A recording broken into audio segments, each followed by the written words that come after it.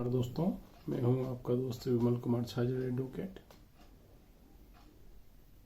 जमानत के मामलों में ऑनरेबल सुप्रीम कोर्ट का एक महत्वपूर्ण निर्णय आया, जिसमें सुप्रीम कोर्ट ने ये कहा कि जमानत केवल इस आधार पर निरस्त नहीं की जाना चाहिए कि किसी एक पेशी पर आरोपी उपस्थित नहीं हुआ था।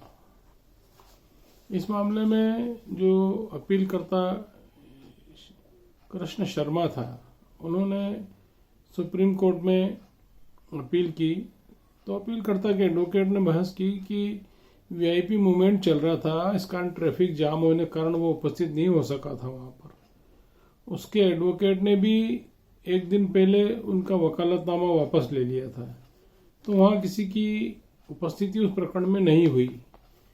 तो यहाँ पर उसका वारंट जारी कर दिया और उसकी जमानत निरस्त कर दी और कहा कि ये क्योंकि अभियुक्त हैं वो उपस्थित नहीं हुए हैं, तो उनको गिरफ्तारी वारंट उनका जारी किया जाए। इस मामले में जब हाई कोर्ट तक कोई रिलीफ नहीं मिली, तो सुप्रीम कोर्ट में एसएलपी दायर हुई। ये पश्चिम बंगाल राज्य का मामला है। पश्चिम बंगाल में उन्होंने कहा कि ये जमानत देने के जो मापदंड हैं, वो केवल इस आधार पर जमानत निरस्त नहीं की जा सकती कि वो उस दिन वहाँ पेशी पर उपस्थित नहीं हुआ था। जमानत रद्द करने के पहले कोर्ट को ये देखना चाहिए कि उनकी जमानत की शर्त का उल्लंघन किया या प्रभावित किया या स्वतंत्रता का दुरुपयोग किया या गवाह सबूतों के साथ छेड़छाड़ की।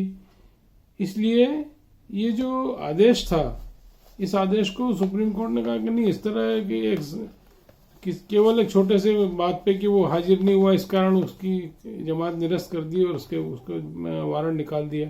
इस तरह नहीं किया जाना चाहिए। एक ये छोटा किंतु बहुत महत्वपूर्ण आदेश ऑनरेबल सुप्रीम कोर्ट का आया है। तो कई बार गैरहाजिरी में कोर्ट ने जमानत निरस्त कर देती है और वारंट निकाल देती है कि आज नहीं आया, कोई उपस्थित नहीं, और वारंट जारी किया जाए।